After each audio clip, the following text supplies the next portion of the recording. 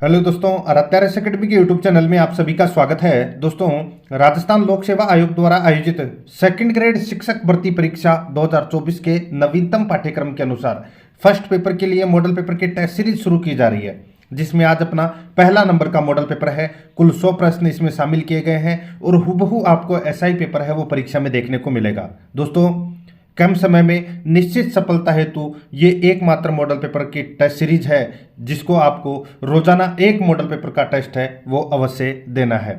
दोस्तों, अगर आप आगे के मॉडल पेपर भी देखना चाहते हैं तो दोस्तों आप प्लेलिस्ट में जाओगे तो वहां पे आपको एक फोल्डर मिलेगा, सेकंड ग्रेड मॉडल पेपर 2024 के नाम से आपको वहां फोल्डर मिलेगा। तो आप वहां जाकर भी मॉडल पेपर है वो देख सकते हैं। और आराध्यारस एकेडमी के यूट्यूब चैनल को अगर आपने अभी तक सब्सक्राइब नहीं किया तो सब्सक्राइब जरूर करें, बेल आइकन को दबाएं, वीडियो को लाइक और अपने दोस्तों के पास में शेयर जरूर करें। तो चलिए दोस्तों शुरू करते हैं आज का अपना पहला नंबर का मॉडल पेपर। देखिए पहला प्रश्न, निम्नांकित में से किस अनुच्छेद में संशोधन करने हेतु केंद्र व राज्य दोनों की सहमति की आवश्यकता है? बताइए दोस्तों, कौन से संशोधन करने हेतु दोस्तों केंद्र व राज्य दोनों की सहमति आवश्यक है? कौन से अनुच्छेद में यह बात कही गई है? इसका राइट आंसर हो जाएगा दोस्तों अनुच्छेद 54। दोस्तों अनुच्छेद 54 है, ये राष्ट्रपति के निर्वाचन मंडल से संबंधित है और इसमें दोस्तों विधानमंडल तथा संसद के दोनों सदनों के निर्वाचित सदस्य इसमें भाग लेते हैं। दोस्तों इसका राइट आंसर क्या हो जाएगा? ए नंबर का ऑप्शन बिल्कुल सही उत्तर इसमें हो जाएगा। देखिए, विधान परिषद के सदस्य इसमें भाग नहीं लेते, सिर्फ विधानसभा के सदस्य इसमें भाग लेते हैं। यहां पर ए नंबर का ऑप्शन राइट आंसर हो जाएगा। आगे देखिए, सेकंड नंबर का प्रश्न है, निम्नांकित में से किसे भारतीय लोकतंत्र का कॉर्नर स्टोन कहा जाता है? कॉर्नर स्टोन किसे कहा जाता है दोस्तों? इसका राइट आंसर हो जाएगा दोस्तों मूल अधिकार को। मूल अधिकार को दोस्तों कॉर्नर स्टोन कहा जाता है, यानी कि आधारशिला कहा जाता है। राइट आंसर हो जाएगा इसमें ए नंबर का ऑप्शन बिल्कुल सही उत्तर। आगे देखिए, यहां पर 3 नंबर का प्रश्न है, निम्नांकित में से कौन सी भारतीय संघीय व्यवस्था में है? बताइए, निम्नांकित में से कौन सी भारतीय संघीय व्यवस्था में है? दोस्तों इसका राइट आंसर हो जाएगा, देखिए, लिखित संविधान, न्यायालय का प्राधिकार, संविधान की सर्वोच्चता, ये तीनों हैं, ये दोस्तों भारतीय संघीय व्यवस्था में शामिल हैं। दोस्तों इसका राइट आंसर हो जाएगा वो है उपरोक्त सभी। यहां पर डी नंबर का ऑप्शन राइट आंसर हो जाएगा। 4 नंबर का प्रश्न है, इसमें देखिए, निम्नांकित में से किस आधार पर मूल अधिकार मूलभूत हैं? बताइए दोस्तों, बहुत ही अच्छा प्रश्न है, आप इसको कह सकते हैं। यहाँ पे सीधा सा पूछा गया है कि किस आधार पर मूल अधिकार मूलभूत है। यहाँ पर देखिए, ये व्यक्ति के भौतिक, आध्यात्मिक तथा बौद्धिक विकास के लिए आवश्यक है। बिल्कुल सही है। राज्य इन पर प्रतिबंध नहीं लगा सकता। यदि राज्य कानून बनाकर इन्हें छीनने की कोशिश करे तो ऐसे कानून न्यायालय द्वारा रद्द किए जा सकते हैं। बिल्कुल सही है दोस्तों, ये दोनों के दोनों हैं, ये कथन मूल अधिकार के मूलभूत हैं। यहां पर इस प्रश्न का राइट आंसर हो जाएगा डी नंबर का ऑप्शन बिल्कुल सही उत्तर हो जाएगा। ए और बी दोनों क्या है इसमें सत्य है। आगे देखिए, 5 नंबर का प्रश्न है, निम्न में से कौन से प्रावधान भारतीय संघात्मक व्यवस्था को एकात्मकता की ओर ले जाते हैं?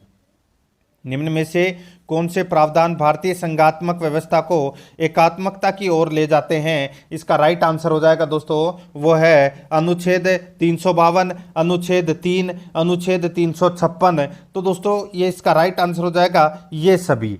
दोस्तों अनुच्छेद 352 ये राष्ट्रीय आपातकाल की घोषणा से संबंधित है। अनुच्छेद 356 है ये राज्यों में राष्ट्रपति शासन से संबंधित है। और अनुच्छेद 3 है ये संसद द्वारा किसी राज्य के नाम, क्षेत्र तथा सीमाओं में बिना राज्य की सहमति के परिवर्तन से संबंधित है। तो दोस्तों इस प्रश्न का राइट आंसर हो जाएगा वो है डी नंबर का जो ऑप्शन है वो इसका बिल्कुल सही उत्तर हो जाएगा। ठीक है, आगे देखिए दोस्तों, यहां पे 6 नंबर का प्रश्न है। देखिए, किन मामलों में मूल अधिकार निजी व्यक्ति के खिलाफ भी प्राप्त होते हैं? बताइए, किन मामलों में मूल अधिकार निजी व्यक्ति के खिलाफ भी प्राप्त होते हैं? इसका राइट आंसर हो जाएगा वो है दोस्तों, देखिए, अस्पृश्यता, शोषण के विरुद्ध अधिकार, जीवन का अधिकार। दोस्तों जीवन का अधिकार अनुच्छेद 21 में आता है। शोषण के विरुद्ध अधिकार है यह अनुच्छेद 23-24 में आते हैं। और अस्पृश्यता का अंत यानी कि छुआछूत का अंत है, ये अनुच्छेद 17 के अंतर्गत आते हैं। तो दोस्तों इसका राइट आंसर हो जाएगा डी नंबर का ऑप्शन सही उत्तर, ए बी सी तीनों सही है। आगे देखिए 7 नंबर का प्रश्न है, संविधान के किस अनुच्छेद के अंतर्गत राज्यसभा को यह अधिकार प्राप्त है कि वह राज्य सूची के किसी विषय पर संसद को कानून बनाने का अधिकार दे सकती है। बहुत ही अच्छा प्रश्न है दोस्तों, दोबारा देखिए इस प्रश्न को, संविधान के किस अनुच्छेद के अंतर्गत राज्यसभा को यह अधिकार प्राप्त है कि वह राज्य सूची के किसी विषय पर संसद को कानून बनाने का अधिकार दे सकती है। राइट आंसर हो जाएगा दोस्तों वो है अनुच्छेद 249। राइट आंसर इसमें ए नंबर का ऑप्शन बिल्कुल सही उत्तर हो जाएगा। अनुच्छेद 249 के तहत राज्यसभा 2/3 बहुमत से संकल्प पारित करके किसी राष्ट्रीय महत्व के मुद्दे पर किसी राज्य के लिए कानून बनाने का अधिकार है वो दे सकती है। राइट आंसर इसमें ए नंबर ऑप्शन। देखिए बहुत ही अच्छे और शानदार प्रश्न है, टेस्ट आपको पूरा देना है, ठीक है। देखिए किस वाद में सर्वोच्च न्यायालय ने आच्छादन का सिद्धांत दिया, बताइए किस वाद में सर्वोच्च न्यायालय ने आच्छादन का सिद्धांत दिया।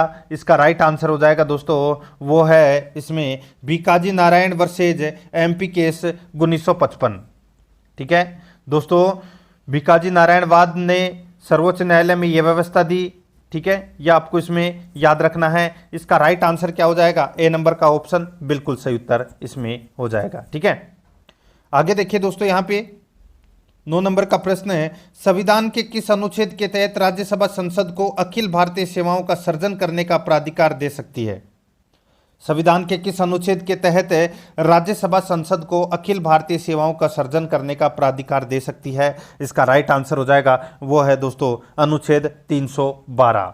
याद रखना अनुच्छेद 312 इसका राइट आंसर हो जाएगा, बी नंबर का ऑप्शन बिल्कुल सही। देखिए करीबन 20 प्रश्न है वो आपको पॉलिटिकल साइंस से संबंधित है, सेकंड ग्रेड भर्ती परीक्षा के प्रथम पेपर में देखने को मिलेंगे। तो आप पॉलिटिकल साइंस के अंदर अच्छी पकड़ बनाए रखें। अब आपको पता चल गया होगा कि आपके पॉलिटिकल साइंस में कितने प्रश्न है वो सही हो रहे हैं। रोजाना आपको मेरे साथ में चलना है। अगर आपने आराध्या RS एकेडमी के यूट्यूब चैनल को सब्सक्राइब नहीं किया तो सब्सक्राइब जरूर कर लें। मैं आपको ऑब्जेक्टिव क्वेश्चन भी करवाऊंगा जो सिलेबस में दे रखे हैं, और फर्स्ट ग्रेड की मॉडल पेपर की भी टेस्ट सीरीज शुरू की जाएगी आज, ठीक है, तो वो भी जरूर देखें। देखिए दोस्तों यहाँ पे 10 नंबर का प्रश्न है, कानून के समक्ष समता का सिद्धांत भारतीय संविधान में कहां से लिया गया है। कानून के समक्ष समता का सिद्धांत भारतीय संविधान में कहां से लिया गया है। इसका राइट आंसर हो जाएगा ये दोस्तों ब्रिटेन से लिया गया है। ए नंबर का जो ऑप्शन है वो इसका बिल्कुल सही उत्तर हो जाएगा, ब्रिटेन से लिया गया है ये, ठीक है, याद रखना। देखिए इसमें एक तो है, देखिए कानून के समक्ष समता का सिद्धांत ये तो लिया गया है यूनाइटेड किंगडम यानी कि ब्रिटेन से लिया गया है, और एक है कानून का समान संरक्षण ये लिया गया है USA से, ये भी आपको इसमें याद रखना है। ए नंबर ऑप्शन बिल्कुल सही। 11 नंबर का प्रश्न इसमें देखिए, पंचायती राज से संबंधित LM सिंघवी समिति ने निम्नांकित में से कौन कौन सी सिफारिशें दी। बताइए LM सिंघवी समिति ने पंचायती राज से संबंधित कौन कौन सी सिफारिशें दी। दोस्तों यहाँ पर देखिए, पंचायती राज को संवैधानिक स्थिति प्रदान करना, पंचायती राज व्यवस्था में आरक्षण व्यवस्था, ग्रामीण स्तर पर न्याय पंचायतों की स्थापना। तो दोस्तों इसका राइट आंसर हो जाएगा उपरोक्त सभी। यहाँ पर डी नंबर का जो ऑप्शन है वो इसका बिल्कुल सही उत्तर हो जाएगा, ठीक है। और ये सिफारिश कब दी थी LM सिंघवी समिति ने दोस्तों, ये 1986 में, ठीक है, 1986 में ये प्रावधान दिए थे इन्होंने, यानी कि ये सिफारिश दी थी। राइट आंसर इसमें डी नंबर ऑप्शन सही। आगे देखिए 12 नंबर का प्रश्न है, निम्न में से कौन सा कथन सही नहीं है। कौन सा कथन इसमें सही नहीं है वो अपने को यहाँ पर क्या करना है, बताना है। बहुत ही अच्छा प्रश्न है। यहाँ पर देखिए, राज्य वित्त आयोग सरकार के द्वारा लगाए गए कुल कर एवं एकत्रित शुल्कों के राज्य एवं पंचायतों के बीच बंटवारे के विषय में राज्यपाल को सिफारिश करता है। बहुत ही अच्छा प्रश्न है और बहुत ही अच्छी लाइन भी है। राज्य वित्त आयोग सरकार के द्वारा लगाए गए कुल कर एवं एकत्रित शुल्कों के राज्य एवं पंचायतों के बीच बंटवारे के विषय में राज्यपाल को सिफारिश करता है, बिल्कुल सही है। आगे देखिए, राज्य वित्त आयोग राज्यपाल को ऐसे करों के विषय में सिफारिश करता है जो पंचायतों को सौंपे गए हैं, ये भी बिल्कुल सही है। तीसरा है इसमें देखिए, राज्यों की संचित निधि से पंचायतों को दी जाने वाली अनुदान सहायता के विषय में राज्य वित्त आयोग राज्यपाल को सिफारिश करता है, बिल्कुल सही है। चौथा देखिए, पंचायतों को वित्तीय सहायता प्रदान करने हेतु उपायों पर विचार करने के संबंध में केंद्रीय वित्त आयोग की कोई भूमिका नहीं है। ये दोस्तों अपना इसमें क्या हो जाएगा, गलत हो जाएगा। दोस्तों इसमें केंद्रीय वित्त आयोग की भी इसमें क्या होती है, भूमिका होती है। ठीक है दोस्तों, राज्य वित्त आयोग की सिफारिश पर केंद्रीय वित्त आयोग पंचायतों की वित्तीय सहायता हेतु राज्य की संचित निधि की मजबूती के लिए सलाह देता है। ये भी आपको याद रखना है। ये डी नंबर का ऑप्शन अपना इसमें राइट आंसर हो जाएगा, ये गलत दे रखा है यहाँ पर। आगे देखिए 13 नंबर का प्रश्न है, निम्नांकित में से राज्य निर्वाचन आयोग के कार्य हैं। राज्य निर्वाचन आयोग के कार्य कौन कौन से हैं? तो दोस्तों यहाँ पर देखिए, स्थानीय निकायों के चुनाव करवाना, मतदाता सूची तैयार करना, राज्य में संचालित स्थानीय निकायों के चुनावों की देखरेख करना, ये सभी कार्य क्या हैं? ये सभी कार्य हैं दोस्तों राज्य निर्वाचन आयोग के हैं। और इनके अलावा आचार संहिता लागू करना, चुनाव सुधार कराना, चुनाव से संबंधित आंकड़े प्रकाशित करना, चुनाव चिन्ह का आवंटन करना, ये भी कार्य राज्य निर्वाचन आयोग का ही है। राइट आंसर इसमें उपरोक्त सभी हो जाएगा, डी नंबर ऑप्शन बिल्कुल सही। 14 नंबर का प्रश्न है, निम्नांकित कथनों पर विचार कीजिए। अपने को यहाँ पर बताना है कि उपरोक्त में से सत्य कथन कौन सा है, वो अपने को यहाँ पर क्या करना है, बताना है। दोस्तों यहाँ पर देखिए, पंचायत के समय पूर्व विघटन की तारीख से 6 माह के अंदर चुनाव करा लेना आवश्यक है, बिल्कुल सही बात है साहब, करवा चुनाव 6 माह के अंदर होने चाहिए। ठीक है, आगे देखिए, पंचायत के समय पूर्व विघटित होने के पश्चात पुनर्गठित पंचायत पूरे 5 वर्ष के लिए कार्य करेगी। ये दोस्तों अपना इसमें गलत हो जाएगा। देखिए ये जो यहाँ पर बात कही गई है कि पंचायत के समय से पूर्व विघटित होने के पश्चात पुनर्गठित पंचायत पूरे 5 वर्ष के लिए कार्य करेगी, तो दोस्तों ये इसमें क्या दे रखा है, गलत दे रखा है। ठीक है दोस्तों, विघटन की तारीख, ठीक है, विघटन की तारीख के 6 माह के अंदर तो चुनाव करवाना आवश्यक होता है। ठीक है, और पंचायत अपने प्रथम अधिवेशन की नियत तिथि से 5 वर्ष तक बनी रहेगी, ये भी आपको इसमें याद रखना है। तो यहाँ पर अपना इसमें राइट आंसर क्या हो जाएगा, वो है सिर्फ और सिर्फ पहला कथन है वो क्या है, इसमें सत्य है, यानी कि ए नंबर का ऑप्शन इसका बिल्कुल सही उत्तर हो जाएगा। आगे देखिए 15 नंबर का प्रश्न है, राज्य निर्वाचन अधिकारी कौन होता है? कौन होता है दोस्तों? ये होता है राज्य निर्वाचन आयोग का सचिव। राज्य निर्वाचन आयोग का सचिव होता है। ठीक है, राइट आंसर हो जाएगा इसमें बी नंबर का ऑप्शन बिल्कुल सही। 16 नंबर का प्रश्न है, 73वें संविधान संशोधन अधिनियम 1992 के द्वारा पंचायत में आरक्षण का उपबंध किया गया है। इस विषय में निम्नलिखित में से कौन सा कथन सही है? तो दोस्तों इस विषय में निम्नलिखित में से कौन सा कथन इसमें सही है, वो अपने को यहाँ पर क्या करना है, बताना है। बहुत ही अच्छा प्रश्न है, आप इसको कह सकते हैं। दोस्तों देखिए यहाँ पर देखिए, मैं आपको डायरेक्ट बता रहा हूं कि कौन सा कथन इसमें सत्य है। देखिए, पंचायत में महिलाओं का आरक्षण 1/3 से कम न हो, इसमें वह संख्या भी शामिल है जिसके तहत अनुसूचित जाति एवं अनुसूचित जनजाति की महिलाओं को आरक्षण दिया गया है। यहाँ पर इस प्रश्न का राइट आंसर क्या हो जाएगा, बी नंबर का जो ऑप्शन है वो इसका बिल्कुल सही उत्तर हो जाएगा। यह आपको इसमें याद रखना है। ठीक है, ये कथन सत्य है, इसमें बाकी तीनों गलत है। आगे देखिए दोस्तों, इसमें 17 नंबर का प्रश्न है, यहाँ पे देखिए, निम्नांकित में से किन आधारों पर राज्य मानवाधिकार आयोग के सदस्य तथा अध्यक्ष को हटाया जा सकता है? बताइए, निम्नांकित में से किन आधारों पर राज्य मानवाधिकार आयोग के अध्यक्ष राज्य मानवाधिकार आयोग के सदस्य एवं अध्यक्ष को हटाया जा सकता है? किन आधारों पर? दोस्तों इसका राइट आंसर हो जाएगा, देखिए, दिवालिया होने पर, मानसिक या शारीरिक दुर्लभता के आधार पर, पागल के आधार पर। तो दोस्तों इन तीनों आधार पर सदस्य एवं अध्यक्षों को हटाया जा सकता है। राइट आंसर हो जाएगा इसमें यहाँ पर डी नंबर का ऑप्शन बिल्कुल सही। 18 नंबर का प्रश्न है, इसमें देखिए, पंचायत अनुसूचित क्षेत्रों में विस्तार अधिनियम 1996 की प्रमुख विशेषताओं में से कौन सी एक सही नहीं है? कौन सी एक विशेषता है वो सही नहीं है, वो अपने को यहाँ पर क्या करना है, बताना है। दोस्तों यहाँ पर देखिए, अनुसूचित क्षेत्रों में पंचायतों पर राज्य का विधान वहां के प्रथागत कानून, सामाजिक एवं धार्मिक प्रचलन अथवा परिपाटियों के अनुरूप होगा। बिल्कुल सही है, ठीक है। दूसरा देखिए, इसमें प्रत्येक पंचायत में अनुसूचित क्षेत्रों में सीटों का आरक्षण उन समुदायों की जनसंख्या के अनुपात में होगा, किंतु अनुसूचित जनजातियों के लिए आरक्षण कुल सीटों के 1/3 से कम नहीं होगा। ये दोस्तों अपना जो कथन दे रखा है, ये 1/3 गलत दे रखा है दोस्तों, 1/2 से कम नहीं होगा इसमें, ठीक है। यहाँ पे 1/3 गलत दे रखा है, 1/2 होता तो ये सही होता, ठीक है। तो यहां पर इस प्रश्न का राइट आंसर क्या हो जाएगा, बी नंबर का ऑप्शन बिल्कुल सही उत्तर हो जाएगा। देखिए, पॉलिटिकल साइंस अभी तक आपने सिर्फ मोटी मोटी यानी कि ऊपर ऊपर से ही पढ़ी होगी, आपको डीपली पढ़ने की आवश्यकता है मित्रों।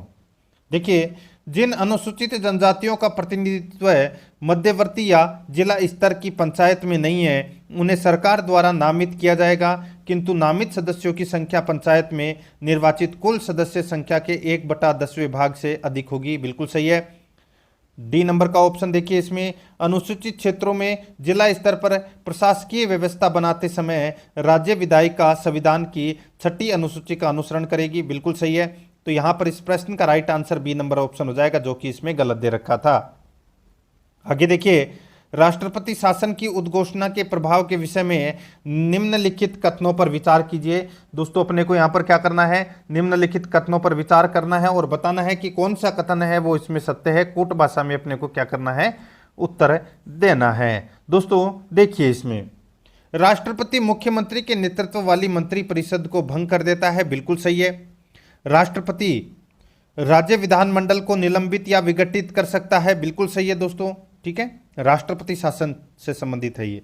तीसरा देखिए, इसमें राष्ट्रपति संबंधित उच्च न्यायालय की स्थिति स्तर शक्तियों एवं कार्यों में कमी कर सकता है। ये गलत हो जाएगा दोस्तों, उच्च न्यायालय से संबंधित कुछ भी नहीं करेगा। बाकी दोनों कथन है वो इसमें, पहला और दूसरा, ये बिल्कुल सत्य कथन है। यहाँ पर इस प्रश्न का राइट आंसर क्या हो जाएगा, वो है दोस्तों इसमें कौन सा, दोस्तों यहाँ पर 1 और 2 दोनों कथन इसमें क्या है, सत्य है। तो यहां पर बी नंबर का ऑप्शन राइट आंसर हो जाएगा इसमें। आगे देखिए, 20 नंबर का प्रश्न है, किसी राज्य का राज्यपाल निम्नलिखित में से किन प्रतिवेदनों को राज्य की विधानसभा के समक्ष प्रस्तुत करता है। किन प्रतिवेदनों को राज्य की विधानसभा के समक्ष प्रस्तुत करता है। तो दोस्तों इसका राइट आंसर क्या हो जाएगा, देखिए अपने को इस प्रश्न का उत्तर भी कूट भाषा में देना है, ठीक है। चारों ऑप्शन दोस्तों आपके सामने यहां पर दे रखे हैं। यहां पर देखिए दोस्तों, इसमें राज्य वित्त आयोग के प्रतिवेदन, राज्य लोक सेवा आयोग के प्रतिवेदन, नियंत्रक एवं महालेखा परीक्षक के प्रतिवेदन, ये तीनों प्रतिवेदनों को राज्य की विधानसभा के समक्ष प्रस्तुत करता है, ठीक है। राइट आंसर क्या हो जाएगा, वो है दोस्तों इसमें तीनों ही सत्य है। इस प्रश्न का राइट आंसर डी नंबर का ऑप्शन बिल्कुल सही उत्तर हो जाएगा। ये 20 प्रश्न दोस्तों आपको पॉलिटिकल साइंस से संबंधित पूछे जाएंगे सेकंड ग्रेड भर्ती परीक्षा में। तो पॉलिटिकल साइंस में आपको अच्छी पकड़ बनाना है। अब आगे देखिए दोस्तों, यहाँ पे राजस्थान के एकीकरण के समय जयपुर का शासक था। तो दोस्तों जयपुर का शासक कौन था, इसका राइट आंसर हो जाएगा वो है सवाई मान सिंह द्वितीय। सी नंबर का जो ऑप्शन है वो इसका बिल्कुल सही उत्तर हो जाएगा। सवाई मान सिंह द्वितीय का जो शासनकाल माना जाता है ये दोस्तों 1922 से 1949 तक माना जाता है, ठीक है। और महारानी उनकी यानी कि उनकी रानी थी महारानी गायत्री देवी, ठीक है, याद रखना। राइट आंसर इसमें सी नंबर ऑप्शन बिल्कुल सही। आगे देखिए, राजस्थान के ऐतिहासिक युद्धों को कालक्रमानुसार व्यवस्थित कीजिए। कालक्रमानुसार अपने को यहाँ पर क्या करना है, व्यवस्थित करना है। यहाँ पर देखिए दोस्तों, सबसे पहले देखिए यहाँ पर मैं आपको बता देता हूँ धर्मत का युद्ध। दोस्तों आप सभी को पता है धर्मत का युद्ध 1658 में हुआ था, दारा शिकोह और औरंगजेब के मध्य यह युद्ध हुआ था। चित्तौड़ का युद्ध ये दोस्तों 1303 में हुआ था। कब हुआ था, 1303 में। दिवेर का युद्ध दोस्तों 1582 में हुआ था ये, ठीक है, जिसको मेवाड़ का मैराथन भी कहते हैं। खानवा का युद्ध दोस्तों 1527 में हुआ था ये, ठीक है। खातौली का युद्ध दोस्तों कब हुआ था, ये हुआ था 1517 में, ठीक है, 1517 में खातौली का युद्ध हुआ था। और बांडी का युद्ध है ये दोस्तों 1519 ईस्वी में हुआ था, ठीक है। तो यहाँ पर मैं आपको सीधा क्रम बता देता हूं दोस्तों। देखिए सबसे पहले तो आएगा इसमें चित्तौड़ का युद्ध, यानी कि बी नंबर का ऑप्शन है वो अपना राइट आंसर हो जाएगा। देखिए बता देता हूं, सबसे पहले चित्तौड़ का युद्ध 1303 में, उसके बाद में 5 नंबर पे देखिए 1303 के बाद में 1527 में खानवा का युद्ध हुआ, उसके बाद में बांडी का युद्ध 1519 में, उसके बाद में 4 नंबर में इसमें सॉरी देखिए सबसे पहले तो इसमें चित्तौड़ का युद्ध आ गया, उसके बाद में खातौली का युद्ध, ये कब हुआ था? 1517 में हुआ था। उसके बाद में 1519 में बांडी का युद्ध, ठीक है। उसके बाद में खानवा का युद्ध 1527 में, और उसके बाद में दिवेर का युद्ध 1582 में, और उसके बाद में धर्मत का युद्ध ये 1658 में हुआ था। यानी कि अपना बी नंबर का ऑप्शन राइट आंसर हो जाएगा। आगे देखिए, निम्न में से किस प्रजामंडल के संस्थापक यानी कि गठनकर्ता उस प्रजामंडल के संस्थापक अध्यक्ष नहीं रहे? इसका राइट आंसर हो जाएगा वो है दोस्तों, देखिए यहाँ पे मैं आपको बता देता हूँ, बूंदी प्रजामंडल की जो स्थापना 1931 में हुई थी, इसके गठनकर्ता कौन थे? कांतिलाल थे, और अध्यक्षता भी किसने की थी? कांतिलाल ने ही की थी। बीकानेर प्रजामंडल की जो स्थापना 1936 में हुई थी, किसने की थी? मग्गाराम वैद्य ने की थी, और इसके अध्यक्ष भी कौन थे? मग्गाराम वैद्य ही थे, ठीक है। मेवाड़ प्रजामंडल की जो स्थापना है ये दोस्तों 1938 में हुई थी, और किसने की थी? माणक्यलाल वर्मा ने की थी। इसके अध्यक्ष कौन थे? तो इसके अध्यक्ष थे बलवंत सिंह मेहता। बलवंत सिंह मेहता थे अध्यक्ष, माणक्यलाल वर्मा नहीं थे। तो यहाँ पर इस प्रश्न का राइट आंसर सी नंबर का ऑप्शन बिल्कुल सही उत्तर हो जाएगा। किशनगढ़ प्रजामंडल के संस्थापक थे कांतिलाल चौथानी, इनकी स्थापना हुई थी दोस्तों यानी कि 1939 में हुई थी, और इसकी अध्यक्षता भी किसने की थी? कांतिलाल चौथानी ने ही की थी। यहाँ पर सी नंबर ऑप्शन बिल्कुल सही।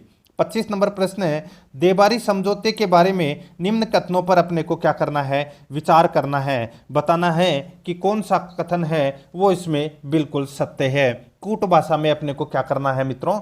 उत्तर देना है, ठीक है। देखिए दोस्तों, इसमें देखिए कूट भाषा में अपने को उत्तर देना है, असत्य कथन बताना है। यहां पर देखिए सत्य नहीं असत्य कथन बताना है। प्रश्न में ध्यान से पढ़ना है आपको। देखिए देबारी समझौते से संबंधित अपने को यहां पर असत्य कथन बताना है। यहां पर देखिए यह समझौता 1708 ईस्वी में हुआ था। बिल्कुल सही बात है साहब, 1708 में यह समझौता हुआ था, ठीक है। आगे देखिए, यह मेवाड़ महाराणा अमर सिंह द्वितीय, आमेर के राजा सवाई जयसिंह व मारवाड़ राजा अजित सिंह के मध्य यह देबारी समझौता हुआ था। बिल्कुल सही बात है साहब, ठीक है। देखिए यह समझौता मुगल बादशाह जहांदर शाह के खिलाफ था, यह गलत हो जाएगा दोस्तों इसमें, ठीक है। ये बहादुर शाह के खिलाफ था, यहाँ पे जहांदर शाह है वो गलत दे रखा है। बहादुर शाह के खिलाफ यह समझौता था, देबारी समझौता, ठीक है, 1708 में हुआ था। यहां पर देखिए तीसरा नंबर का ऑप्शन है वो अपना गलत हो जाएगा, यानी कि असत्य कथन है, और यही परीक्षा में पूछा गया है। तो यहां पर इस प्रश्न का राइट आंसर हो जाएगा सी नंबर का ऑप्शन सही उत्तर। केवल 3 इसमें असत्य है। आगे देखिए, निम्न में से कौन सी रचना अर्जुनलाल सेठी की नहीं है? अर्जुनलाल सेठी की रचना कौन सी नहीं है दोस्तों? देखिए परामर्श यज्ञ, मदन पराजय, महेंद्र कुमार, ये तीनों रचनाएं हैं ये दोस्तों अर्जुनलाल सेठी की है। यहाँ पे नेह तरंग ये दोस्तों इस बुद्ध सिंह के द्वारा रचित है। किसके द्वारा? बुद्ध सिंह के द्वारा ये रचित है। राइट आंसर इसमें डी नंबर का ऑप्शन बिल्कुल सही उत्तर हो जाएगा। आगे देखिए, निम्न में से तसीमो कांड के संदर्भ में असत्य कथन कौन सा है? तसीमो कांड से संबंधित असत्य कथन अपने को यहाँ पर क्या करना है? बताना है। देखिए तसीमो कांड फरवरी 1947 में घटित हुआ था, ये गलत हो जाएगा दोस्तों। देखिए तसीमो कांड है ये फरवरी में नहीं, ये अप्रैल 1947 में क्या हुआ था? घटित हुआ था, ठीक है। अप्रैल 1947 में ये घटित हुआ था। अपने को असत्य कथन पूछा है तो यहाँ पे अपना पहला ही नंबर का ऑप्शन है वो राइट आंसर हो जाएगा, ठीक है। यह धौलपुर प्रजामंडल आंदोलन से संबंधित है, बिल्कुल सही है। इसमें पंचम सिंह व छतर सिंह 2 कार्यकर्ता शहीद हो गए, ये भी दोस्तों क्या है? इसमें बिल्कुल सही है। तो यहाँ पर इस प्रश्न का राइट आंसर ए नंबर का ऑप्शन बिल्कुल सही उत्तर हो जाएगा। तसीमो गांव में पुलिस फायरिंग की गई थी धौलपुर प्रजामंडल में, ठीक है, अप्रैल 1947 में, ठीक है, याद रखना। राइट आंसर इसमें ए नंबर ऑप्शन बिल्कुल सही। आगे देखिए 27 नंबर प्रश्न है, सन 1920-21 में मारवाड़ रियासत के तोल आंदोलन का कारण था। दोस्तों तोल आंदोलन का कारण क्या था? दोस्तों बात है 1920-21 ईस्वी में मारवाड़ रियासत में ब्रिटिश भारत की तर्ज पर 100 तोले के स्थान पर 80 तोले का एक शेर कर दिया गया था। 80 तोले का एक शेर कर दिया गया था और उसी के लिए दोस्तों यानी कि मारवाड़ सेवा संघ के कार्यकर्ताओं द्वारा इसके खिलाफ आंदोलन चलाया गया था। ठीक है, राइट आंसर क्या हो जाएगा इसमें, वो है एक शेर 100 के स्थान पर 80 तोले का एक शेर कर दिया गया था। राइट आंसर क्या हो जाएगा इसमें, सी नंबर का ऑप्शन बिल्कुल सही। आगे देखिए यहाँ पे 28 नंबर का प्रश्न है, राजस्थान के प्रमुख मेलों के संदर्भ में निम्न में से असुमेलित युग्म है, तो असुमेलित युग्म कौन सा है वो अपने को यहाँ पर क्या करना है, बताना है। दोस्तों यहाँ पर देखिए गरुड़ मेला कहाँ पर लगता है, भरतपुर में लगता है, बिल्कुल सही है। राम रावण मेला जोधपुर दे रखा है, गलत हो जाएगा। दोस्तों राम रावण मेला है ये कहाँ पर बढ़ता है, तो ये बड़ी सादड़ी, ठीक है, बड़ी सादड़ी चित्तौड़ में यानी कि चित्तौड़गढ़ में ये मेला भरता है। ठीक है, याद रखना। चुंगी तीर्थ मेला जैसलमेर में आयोजित होता है, बिल्कुल सही है। भोजन थाली मेला भरतपुर में आयोजित होता है, ये भी बिल्कुल सही है। यहां पर बी नंबर का ऑप्शन बिल्कुल सही उत्तर हो जाएगा। आगे देखिए 29 नंबर का प्रश्न है, निम्न में से कौन सा मंदिर राजस्थान में पंचायतन शैली का प्रथम उदाहरण है। निम्न में से कौन सा मंदिर राजस्थान में पंचायतन शैली का प्रथम उदाहरण है, इसका राइट आंसर हो जाएगा वो है दोस्तों अपना इसमें ओसिया का हरिहर मंदिर। ओसिया का हरिहर मंदिर ये दोस्तों राजस्थान में पंचायतन शैली का प्रथम उदाहरण है। इसका राइट आंसर हो जाएगा ए नंबर का ऑप्शन बिल्कुल सही उत्तर हो जाएगा। ठीक है, ये आपको इसमें याद रखना है। आगे देखिए दोस्तों यहाँ पे 30 नंबर का प्रश्न है, राजस्थान एकीकरण के चतुर्थ चरण में व्रत राजस्थान में बनाए गए 2 वरिष्ठ उप राज्य प्रमुखों में शामिल हैं, बताइए। कूट भाषा में अपने को क्या करना है मित्रों, उत्तर देना है। बहुत ही अच्छा प्रश्न है, आप इसको कह सकते हैं।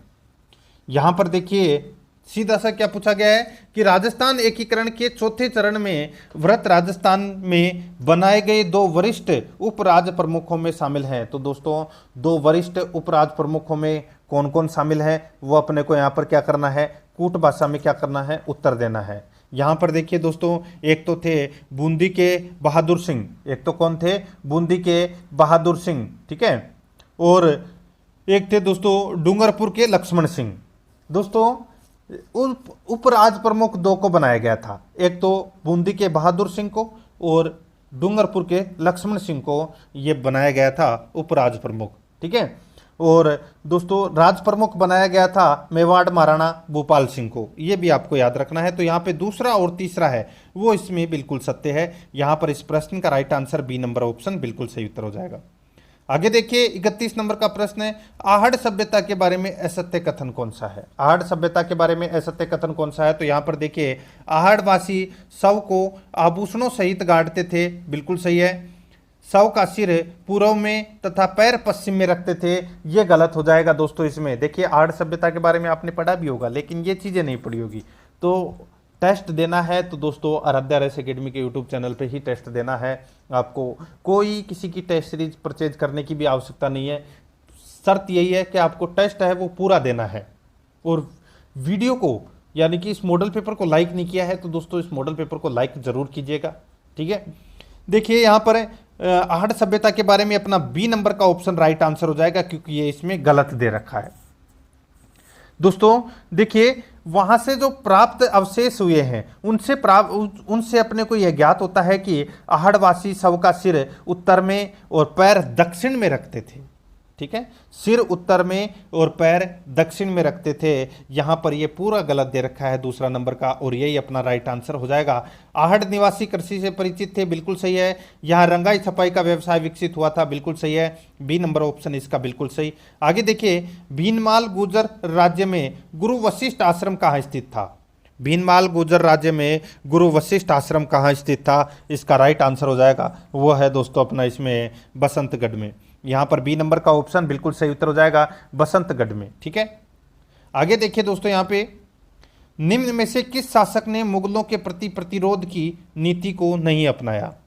निम्न में से किस शासक ने मुगलों के प्रति प्रतिरोध की नीति को नहीं अपनाया, इसका राइट आंसर हो जाएगा वो है बीकानेर के शासक थे राव राय सिंह। राइट आंसर हो जाएगा इसमें बी नंबर का जो ऑप्शन है वो इसका बिल्कुल सही उत्तर इसमें हो जाएगा। ठीक है, 34 नंबर का प्रश्न है, इसमें देखिए निम्नलिखित कथनों पर विचार कीजिए। अपने को यहां पर बताना है दोस्तों, ये 3 कथन दे रखे हैं, सत्य कथन अपने को यहां पर क्या करना है, बताना है। दोस्तों यहां पर देखिए इसमें 1226 ईस्वी के इल्तुतमिश के रणथंबोर आक्रमण के समय वहां का शासक वीर नारायण था, यह गलत हो जाएगा दोस्तों। वीर नारायण नहीं था, कौन था, तो दोस्तों वल्हण यानी कि वल्लन देव था, यह गोविंदराज का पुत्र था दोस्तों। ठीक है, तो यहां पर है पहला गलत हो जाएगा। दूसरा, हमीरदेव चौहान के राज्यारोहण उसके पिता जैत्र सिंह के निधन के बाद हुआ, यह भी गलत हो जाएगा। निधन के बाद नहीं हुआ था, निधन के पहले ही हुआ था। ठीक है, आगे देखिए, वाग्भट को मिनहाज ने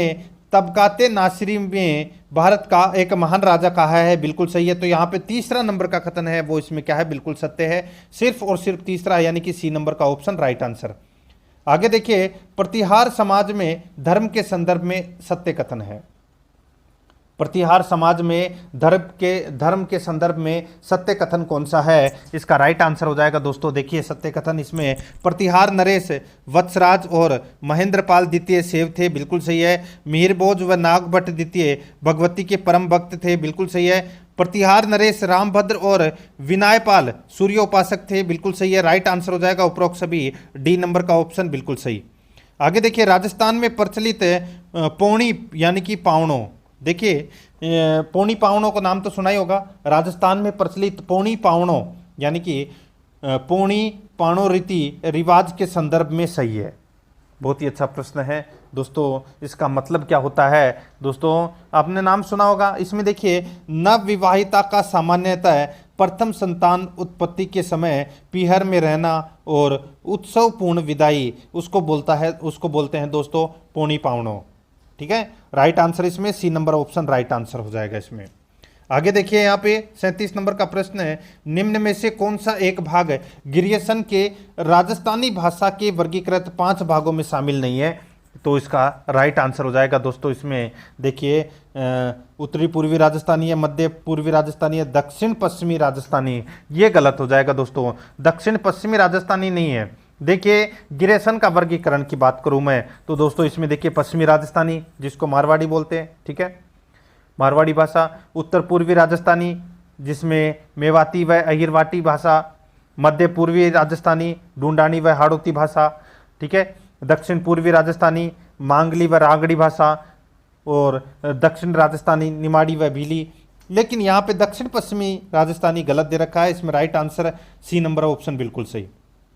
आगे देखिए, निबंध धरमंजला धरकोसा के रचयिता कौन है। धरमंजला धरकोसा के रचयिता कौन है, राइट आंसर हो जाएगा वो है जुहूर खां मेहर। कौन है, जुहूर खां मेहर, इसका राइट आंसर हो जाएगा बी नंबर का ऑप्शन बिल्कुल सही उत्तर हो जाएगा। आगे देखिए, यहाँ पे 39 नंबर का प्रश्न है, निम्न पशु मेलों और उनके आयोजन स्थल के संदर्भ में असुमेलित युग्म कौन सा है। तो यहाँ पर देखिए दोस्तों, कौन सा है, बजरंग पशु मेला भरतपुर में लगता है, बिल्कुल सही है। मल्लनाथ पशु मेला बाड़मेर में लगता है, बिल्कुल सही है। बलदेव पशु मेला नागौर में लगता है, बिल्कुल सही है। जसवंत पशु मेला जोधपुर गलत दे रखा है दोस्तों। जसवंत पशु मेला कहाँ लगता है, तो ये भरतपुर में लगता है। राइट आंसर इसमें डी नंबर का ऑप्शन राइट आंसर हो जाएगा, ये असुमेलित है। 40 नंबर का प्रश्न है, निम्न में से कौन सा समूह है कान में पहने जाने वाले आभूषणों का नहीं है। कान में पहने जाने वाले आभूषणों का नहीं है, तो वो अपने को यहाँ पर बताना है दोस्तों। देखिए, इसमें खींटली, एरंगपत्ता, मोरूवर, झूठको, ओगन्या, ठोरियो, छलकड़ी, टोटी, सुरलिया, ये सारे के सारे आभूषण हैं वो कान में पहने जाने वाले हैं दोस्तों।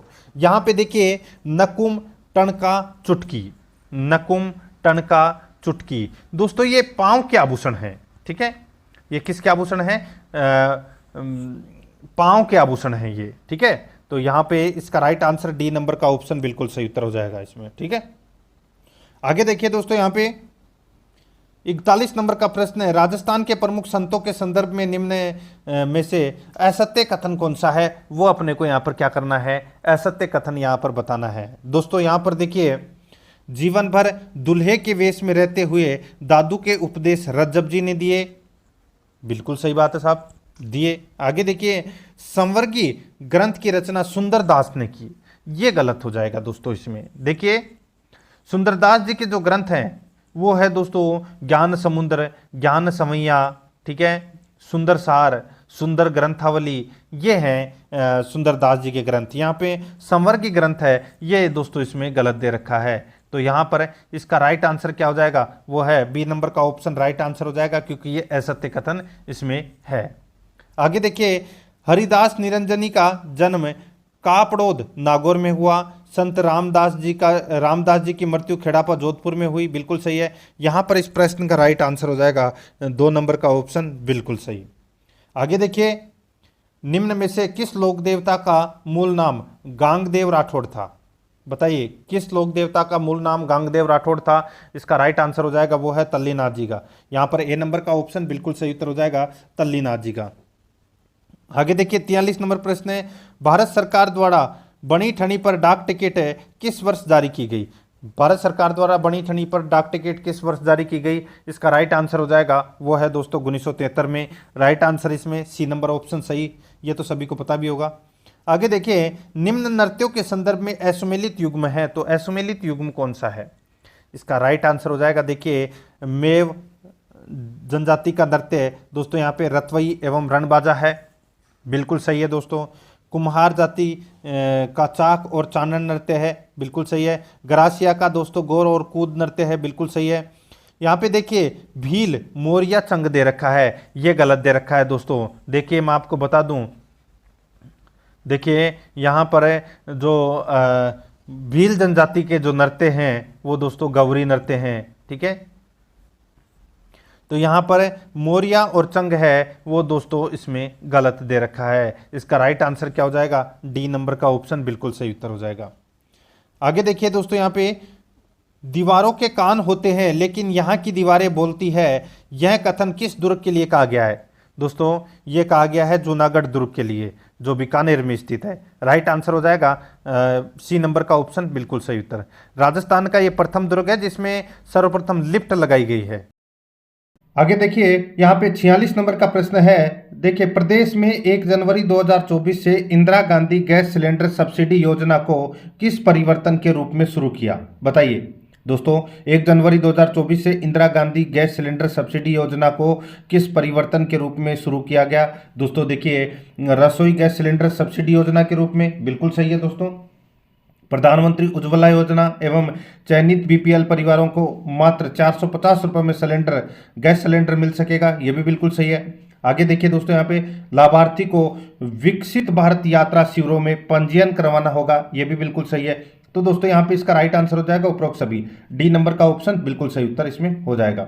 आगे देखिए, 47 नंबर का प्रश्न है, पूर्वी राजस्थान नहर परियोजना ERCP को लेकर राजस्थान व मध्य प्रदेश के बीच सहमति बनी है, इसमें राजस्थान के कितने जिले शामिल हैं? तो दोस्तों ERCP में राजस्थान के कितने जिले शामिल हैं? तो दोस्तों राजस्थान के इसमें 13 जिले शामिल हैं। यहाँ पर सी नंबर का ऑप्शन बिल्कुल सही उत्तर हो जाएगा। आगे देखिए, यहाँ पे 48 नंबर का प्रश्न है, विकसित भारत संकल्प यात्रा शहरी के तहत हाट बाजार में आयोजित वर्चुअल लाभार्थी संवाद कार्यक्रम के दौरान प्रदेश में एकमात्र चयनित लाभार्थी सपना प्रजापति का संबंध किस जिले से है? दोस्तों सपना प्रजापति का संबंध है वो कौन से जिले से है? तो इसका राइट आंसर हो जाएगा वो है दोस्तों कोटा से। यहाँ पर सी नंबर का ऑप्शन बिल्कुल सही, कोटा। आगे देखिए, यहाँ पे निक्षय पोषण योजना के तहत 100 रोगियों को प्रतिमाह कितनी आर्थिक सहायता दी जा रही है? निक्षय पोषण योजना के तहत 100 रोगियों को प्रतिमाह कितनी आर्थिक सहायता दी जा रही है? तो इसका राइट आंसर हो जाएगा वो है दोस्तों 500 रुपये आर्थिक सहायता है वो दी जा रही है, सी नंबर ऑप्शन बिल्कुल सही। नेक्स्ट आगे देखिए, राजस्थान में चर्चित महिलाओं के बारे में असत्य बताइए। दोस्तों देखिए, कोटा की नंदिनी मिस इंडिया 2023 बनी, दोस्तों बिल्कुल सही है। देखिए, प्रोफेसर अल्पना कटेजा राजस्थान विश्वविद्यालय की पहली महिला स्थायी कुलपति बनी है, दोस्तों ये भी इसमें बिल्कुल सही है। आगे देखिए दोस्तों, यहाँ पे दिया कुमारी राजस्थान की उप मुख्यमंत्री बनी है, ये भी दोस्तों बिल्कुल सही है। आगे देखिए, दिव्या कीर्ति सिंह राठौड़ को 2023 का मेजर ध्यानचंद पुरस्कार मिला, ये दोस्तों इसमें क्या हो जाएगा, गलत हो जाएगा। तो यहाँ पर अपना डी नंबर का ऑप्शन बिल्कुल सही उत्तर हो जाएगा। आगे देखिए दोस्तों, यहाँ पे 51 नंबर का प्रश्न है, निम्न कथनों पर विचार कीजिए और अपने को बताना है कि ये 2 कथन दे रखे हैं, इनमें से सत्य कथन कौन सा है। ठीक है, यहाँ पर देखिए दक्कन का लावा पठार है राजस्थान के कोटा बूंदी जिले में फैला है, बिल्कुल सही है। मालखेराड राजसमंद जिले में स्थित भूभाग है, ये गलत हो जाएगा दोस्तों। देखिए मालखेराड ये बनास नदी के बेसिन में स्थित है, जो भीलवाड़ा की जहाजपुर तहसील व टोंक जिले के अधिकांश भाग में है। यहाँ पे राजसमंद जिला है वो गलत दे रखा है, इसलिए अपना राइट आंसर क्या हो जाएगा, सिर्फ पहला ही सही है, बी नंबर का ऑप्शन बिल्कुल सही। आगे देखिए यहाँ पे टिवार्थों के जलवायु वर्गीकरण के अनुसार सिरोही राजसमंद किस जलवायु प्रदेश का हिस्सा है। दोस्तों सिरोही और राजसमंद ये कौन से जलवायु प्रदेश के हिस्से हैं तिवार्थी के अनुसार। राइट आंसर हो जाएगा वो है दोस्तों BSH जलवायु प्रदेश के ये क्या है, हिस्से हैं, यानी कि उष्ण और अर्ध उष्ण कटिबंधीय स्टेपी क्षेत्र हैं ये, ठीक है, क्षेत्र के अंतर्गत आते हैं ये जिले। राइट आंसर इसमें बी नंबर ऑप्शन बिल्कुल सही। आगे देखिए इस नदी का उद्गम दिवेर पहाड़ी राजसमंद से होता है, इसकी सहायक नदी ब्राह्मणी है, ये कौन सी नदी की विशेषता है बताइए। इसका राइट आंसर हो जाएगा, बताइए दिवेर के पहाड़ी राजसमंद से कौन सी नदी का उद्गम होता है जिसकी सहायक नदी ब्राह्मणी है। राइट आंसर हो जाएगा वो है दोस्तों कोठारी। राइट आंसर इसमें बी नंबर का ऑप्शन बिल्कुल सही उत्तर हो जाएगा, कोठारी नदी।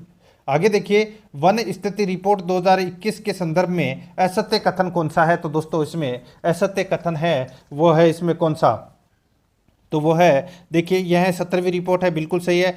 कुल वनावरण के 25.45 वर्ग किमी वृद्धि दर्ज की गई, बिल्कुल सही है।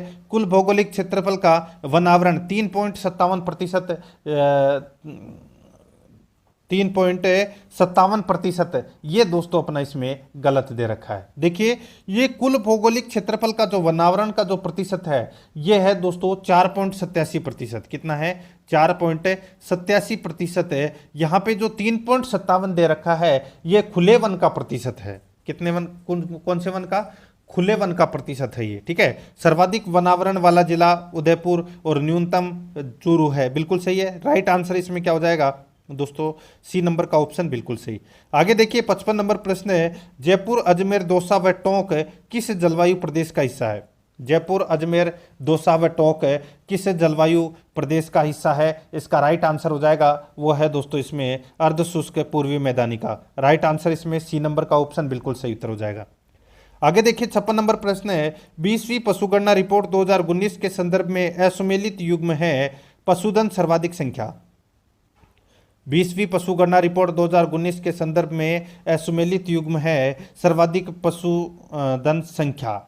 दोस्तों एक तरफ सर्वाधिक पशुधन दे रखे हैं और दूसरी तरफ दोस्तों जिला दे रखा है, ठीक है दोस्तों। इसका राइट आंसर क्या हो जाएगा, वो है दोस्तों देखिए सर्वाधिक गोवंश है ये दोस्तों कहाँ पर है, बीकानेर में है, यहाँ पे जोधपुर है वो गलत दे रखा है, ठीक है। यहाँ पर देखिए घोड़ा दोस्तों, यहाँ पे मैं बात करूँ घोड़ा जैसलमेर, दोस्तों ये भी क्या दे रखा है, गलत दे रखा है दोस्तों, ठीक है। देखिए भैंस जयपुर, मुर्गियाँ अजमेर, ठीक है। तो यहाँ पर सॉरी यहाँ घोड़ा जैसलमेर सही है, ठीक है। सर्वाधिक घोड़े जैसलमेर में पाई जाते हैं, बिल्कुल सही है। भैंस सर्वाधिक जयपुर में पाई जाती है, बिल्कुल सही है। मुर्गियाँ अजमेर में पाई जाती है, बिल्कुल सही है। यहाँ पर ए नंबर का ऑप्शन बिल्कुल सही उत्तर हो जाएगा। यहाँ पे असुमेलित युग्म अपने को बताना था, सर्वाधिक गोवंश वो बीकानेर में है, यहाँ पे जोधपुर गलत दे रखा है। आगे देखिए यहाँ पे RCDF राजस्थानी सहकारी डेयरी फेडरेशन द्वारा तैयार ट्रेटा पैक दूध की अवधि है, ट्रेटा पैक दूध की अवधि है वो कितनी है दोस्तों। इसका राइट आंसर हो जाएगा 120 दिन बिना फ्रीज के सुरक्षित रखा जाता है, ठीक है। राइट आंसर इसमें सी नंबर ऑप्शन बिल्कुल सही। 58 नंबर प्रश्न इसमें देखिए 2011 की जनगणना के अनुसार असुमेलित युग्म है, असुमेलित युग्म कौन सा है वो अपने को यहाँ पर बताना है। देखिए एक तरफ आंकड़े है दूसरी तरफ जिला है। सर्वाधिक जनघनत्व जयपुर में है, बिल्कुल सही है। न्यूनतम दशकीय वृद्धि ये दोस्तों यहाँ पे झुंझुनू दे रखा है, गलत हो जाएगा दोस्तों। देखिए न्यूनतम दशकीय वृद्धि है वो गंगानगर की है और 10% है वो, ठीक है। यहाँ पे गंगानगर आना चाहिए था, इसलिए अपना राइट आंसर क्या हो जाएगा, बी नंबर ऑप्शन सही उत्तर, क्योंकि ये असुमेलित युग्म है। सर्वाधिक दशकीय वृद्धि बाड़मेर में है, ठीक है, और न्यूनतम साक्षरता दर जालोर में है, बिल्कुल सही है। यहाँ पर बी नंबर ऑप्शन बिल्कुल सही है। आगे देखिए असुमेलित युग्म है, एक तरफ शहर या जनजाति प्रथा है, दूसरी तरफ है संबंध है। दोस्तों यहाँ पर देखिए सहराना, सराना शहरियों की बस्ती को कहते हैं, बिल्कुल सही है। वडेरी ये दोस्तों आटा संग्रहण का पात्र होता है, बिल्कुल सही है।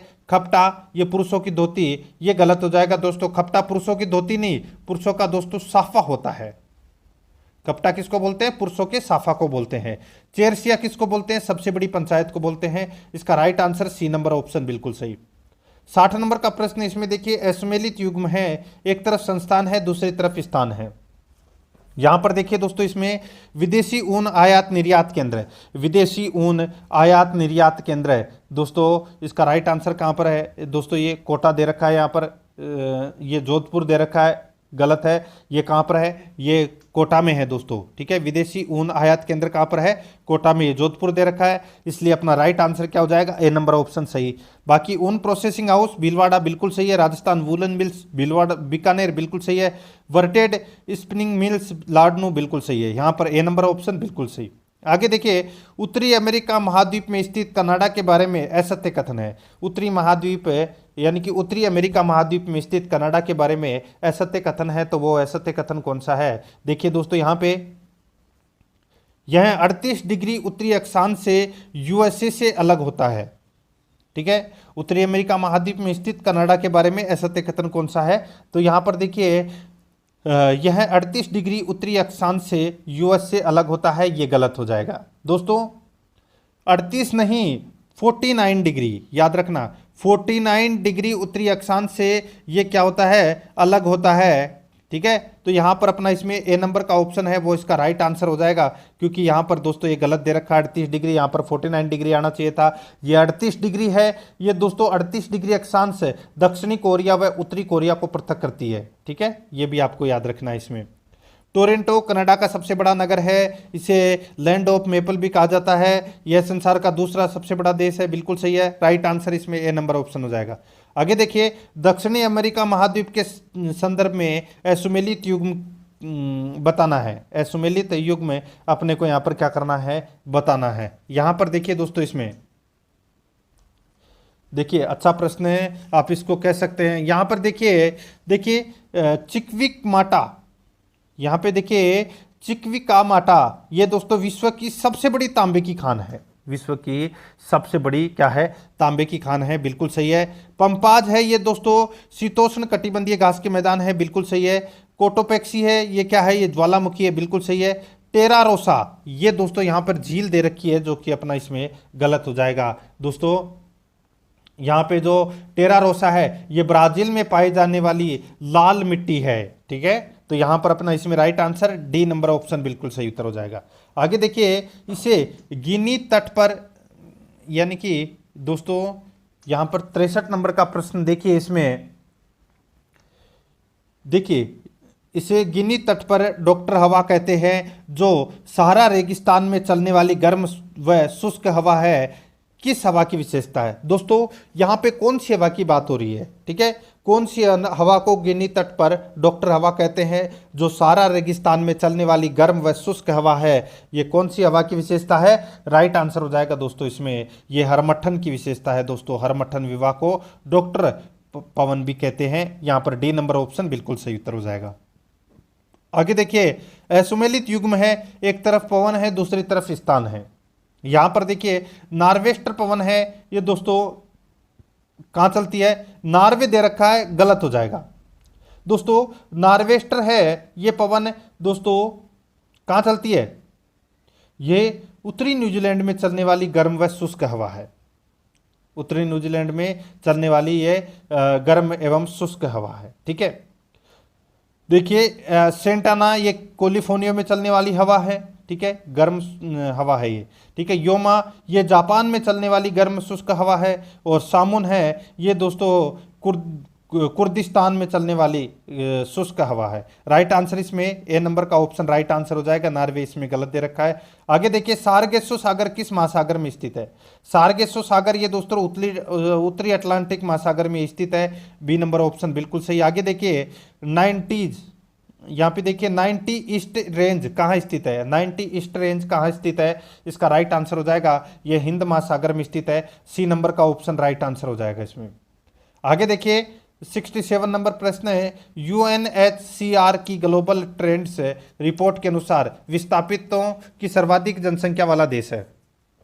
यूएनएचसीआर की ग्लोबल ट्रेंड्स रिपोर्ट के अनुसार विस्थापितों की सर्वाधिक जनसंख्या वाला देश है, तो वो कौन सा है? तो वो है दोस्तों सीरिया। यहाँ पर बी नंबर का जो ऑप्शन है वो इसका बिल्कुल सही उत्तर हो जाएगा, सीरिया। ठीक है, आगे देखिए, अफ्रीका महाद्वीप में सर्वाधिक जनसंख्या वाला देश है। अफ्रीका महाद्वीप में सर्वाधिक जनसंख्या वाला देश कौन सा है? तो वो है दोस्तों नाइजीरिया। ए नंबर का जो ऑप्शन है वो इसका बिल्कुल सही उत्तर हो जाएगा, नाइजीरिया इसका राइट आंसर हो जाएगा। आगे देखिए दोस्तों, इसमें 69 नंबर प्रश्न है, अरब सागरीय मानसून से भारत में कितनी वर्षा होती है? अरब सागरीय मानसून से भारत में कितनी वर्षा होती है? इसका राइट आंसर हो जाएगा वो है 25% होती है। यहाँ पर बी नंबर का ऑप्शन बिल्कुल सही उत्तर हो जाएगा। ठीक है, अरब सागर मानसून से दोस्तों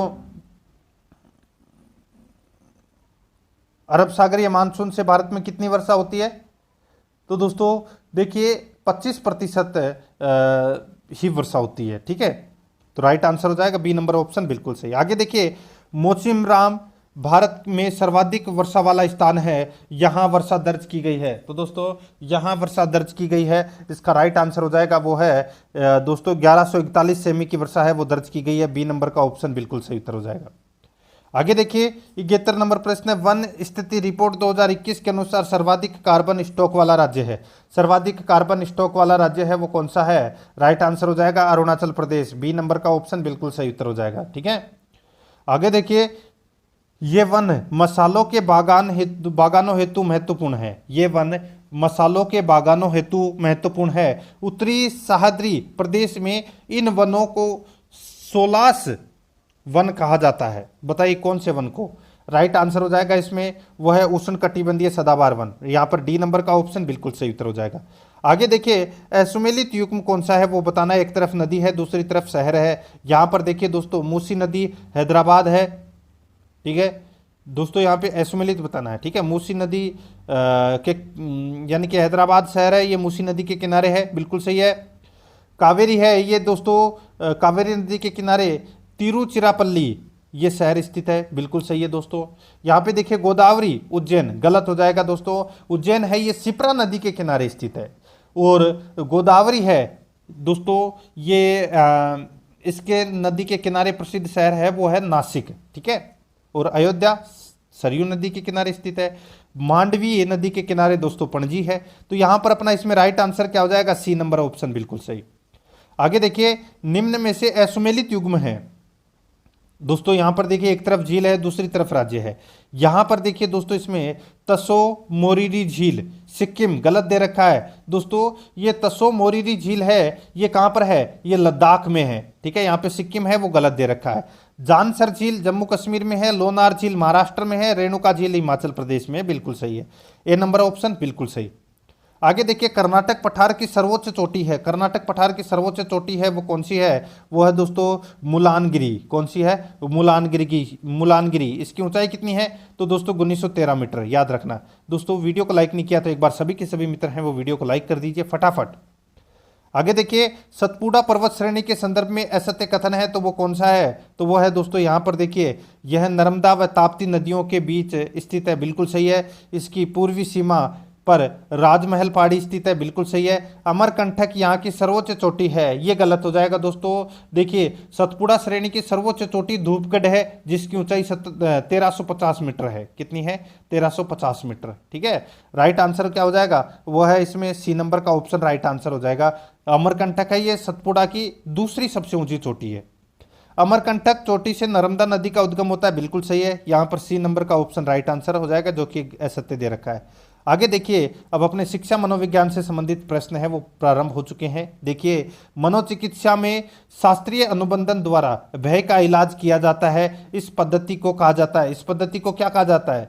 इसको दोस्तों क्या कहा जाता है बताइए? राइट आंसर हो जाएगा देखिए, सिस्टेमेटिक डिसेंसिटाइजेशन कहा जाता है दोस्तों इसे। ठीक है, राइट आंसर इसमें ए नंबर का ऑप्शन बिल्कुल सही उत्तर हो जाएगा इसमें। आगे देखिए दोस्तों, यहाँ पे किसके अनुसार उद्दीपक एवं अनुक्रिया के बीच संबंध बन जाना ही अधिगम है? किसके अनुसार उद्दीपक एवं अनुक्रिया के बीच संबंध बन जाना ही अधिगम है। इसका राइट आंसर हो जाएगा वो है थॉर्नडाइक। सी नंबर का जो ऑप्शन है वो इसका बिल्कुल सही उत्तर हो जाएगा थॉर्नडाइक। ठीक है, आगे देखिए दोस्तों, यहाँ पे निम्न में से कौन सा बालक सर्वाधिक व्यवहारिक होता है? कौन सा बालक सर्वाधिक व्यवहारिक होता है? तो दोस्तों सृजनशील बालकों को सर्वाधिक व्यवहारिक बालक माना जाता है। राइट आंसर हो जाएगा बी नंबर ऑप्शन बिल्कुल सही उत्तर हो जाएगा, क्योंकि सृजनशील बालक है हर एक प्रकार के बालकों के साथ अपना समायोजन दर्शा सकते हैं। राइट आंसर इसमें बी नंबर ऑप्शन। आगे देखिए, डेविड आशुबेल के अनुसार सर्वश्रेष्ठ अधिगम ग्रहण होता है।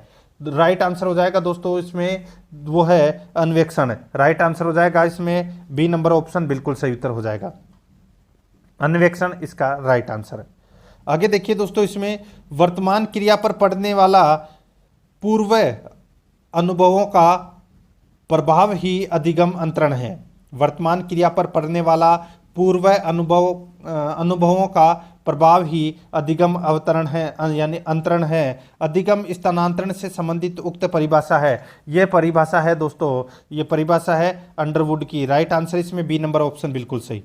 आगे देखिए, थर्स्टन ने अभिवर्ती के कितने प्रकार बताए हैं? थर्स्टन ने अभिवर्ती के कितने प्रकार बताए हैं? राइट आंसर हो जाएगा वो है दोस्तों, देखिए थर्स्टन ने अभिवर्ती या मनोवर्ती के 2 प्रकार बताए हैं, एक धनात्मक और एक ऋणात्मक। ठीक है, जबकि वास्तव में 3 प्रकार होते हैं।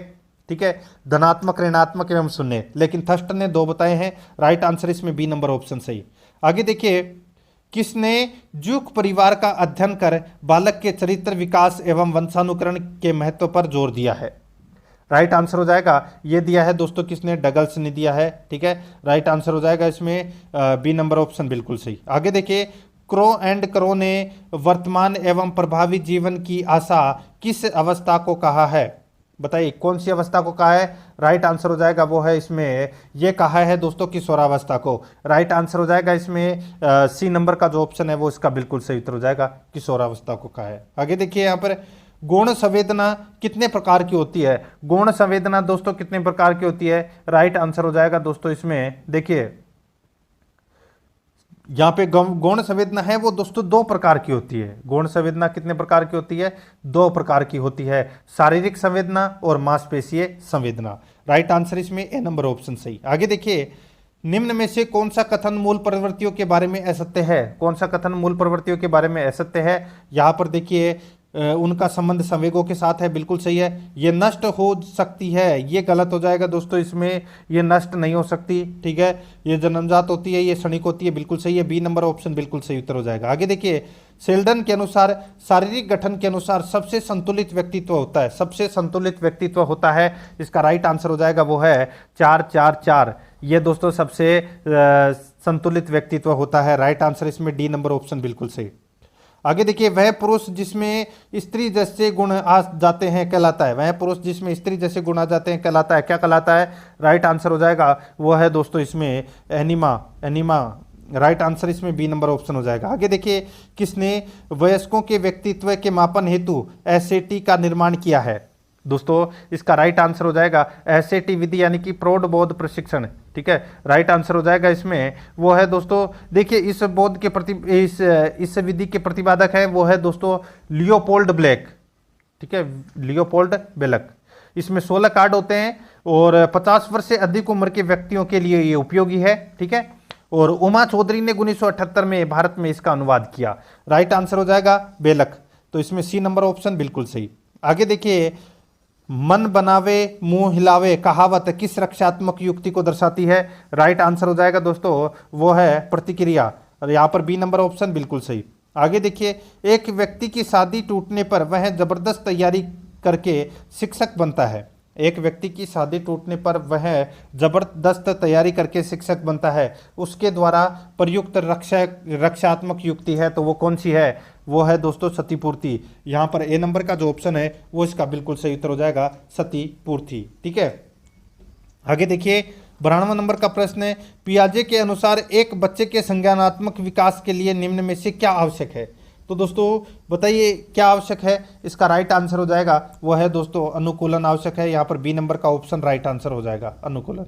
आगे देखिए, एक शिक्षक अपने शिक्षार्थियों की विभिन्न अधिगम शैलियों को संतुष्ट करने के लिए वैविध्यपूर्ण कार्य का उपयोग करता है, वह किससे प्रभावित है? वह किससे प्रभावित है? यह प्रभावित है दोस्तों हार्वर्ड गार्डनर के बहुबुद्धि सिद्धांत से। यहां पर बी नंबर का ऑप्शन राइट आंसर हो जाएगा।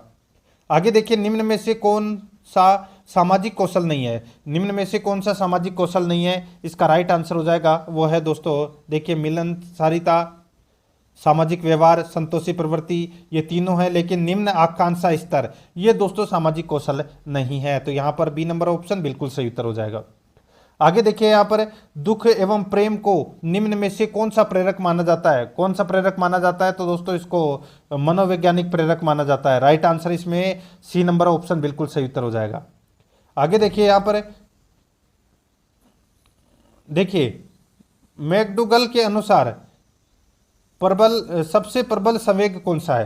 तो सबसे प्रबल संवेग है वो है दोस्तों भय। यहां पर C number option right answer भय है। आगे देखिए, कृषि के संबंध में निम्नलिखित में से असत्य कथन कौन सा है? तो दोस्तों असत्य कथन है वो कौन सा है? तो इसका राइट आंसर हो जाएगा, वो है दोस्तों अपना इसमें कौन सा, देखिए बायोटेक किसान जैव प्रौद्योगिकी विभाग द्वारा जारी की गई एक किसान केंद्रित योजना है, बिल्कुल सही है। 18 नवंबर 2004 को भारत सरकार ने राष्ट्रीय कृषक आयोग का गठन किया था, बिल्कुल सही है। तीसरा देखिए, कृषि क्षेत्र में बायोटेक पार्क बनाने वाला भारत का पहला राज्य पंजाब है, बिल्कुल सही है। केंद्रीय शुष्क बागवानी संस्थान जोधपुर में है, ये गलत हो जाएगा दोस्तों। इसका राइट आंसर हो जाएगा केंद्रीय शुष्क बागवानी संस्थान बीकानेर में है। यहाँ पर डी नंबर का ऑप्शन राइट आंसर। आगे देखिए, अक्टूबर 2019 में प्रकाशित नवीनतम रिपोर्ट के देखिए 20 प्रश्न हैं, एक बार फिर बता देता हूँ। 20 प्रश्न शिक्षा मनोविज्ञान से संबंधित पूछे जाएंगे, ठीक है।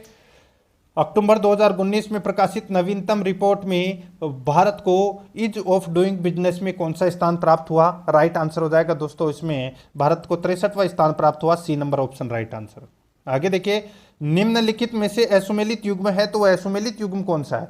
देखिए दोस्तों, यहाँ पे भारत का मैनचेस्टर अहमदाबाद को कहते हैं, दक्षिण भारत का मैनचेस्टर कोयम्बटूर को कहते हैं, बिल्कुल सही है। उत्तर भारत का मैनचेस्टर भीलवाड़ा, उत्तर भारत का मैनचेस्टर भीलवाड़ा को नहीं कहते, ये कानपुर को कहते हैं दोस्तों, ठीक है। और यहाँ पर देखिए भारत का कोटनोपोलिस मुंबई को कहते हैं, बिल्कुल सही है। यहाँ पर सी नंबर का ऑप्शन बिल्कुल सही। आगे देखिए, 100 नंबर का प्रश्न है, निम्न में से असत्य कथन कौन सा है? निम्न में से असत्य कथन कौन सा है? तो यहाँ पे देखिए यहाँ पर देखिए घरेलू मुद्रा में देखिए घरेलू मुद्रा में मलयास के कारण निर्यात बढ़ता है, बिल्कुल सही है। भारत में रुपए का अब तक 4 बार अवमूल्यन किया जा चुका है, बिल्कुल सही है। एंटी डोपिंग शुल्क गैर प्रशुल्क अवरोध के अंतर्गत आता है, बिल्कुल सही है। तो यहाँ पर इसका राइट आंसर हो जाएगा, वो है दोस्तों डी नंबर का ऑप्शन बिल्कुल सही उत्तर इसमें हो जाएगा, ठीक है। वो सभी कथन है वो क्या है? सत्य है। तो दोस्तों इसी के साथ मैंने आज आपको ये सेकंड ग्रेड का ये मॉडल पेपर करवाया है, जिसमें आज अपना पहला नंबर का मॉडल पेपर है। आपको पता चल गया होगा कि आपकी तैयारी कितनी है, और रोजाना मेरे साथ में टेस्ट दें। और वीडियो को लाइक नहीं किया तो एक बार सभी के सभी मित्र हैं वीडियो को लाइक जरूर करके जाएं, और आराध्या आरएस एकेडमी के यूट्यूब चैनल को सब्सक्राइब जरूर करें, बेल आइकन को दबाएं, वीडियो को लाइक और अपने दोस्तों के पास में शेयर जरूर करें। मिलते हैं दोस्तों नेक्स्ट वीडियो में। जय हिंद, जय भारत।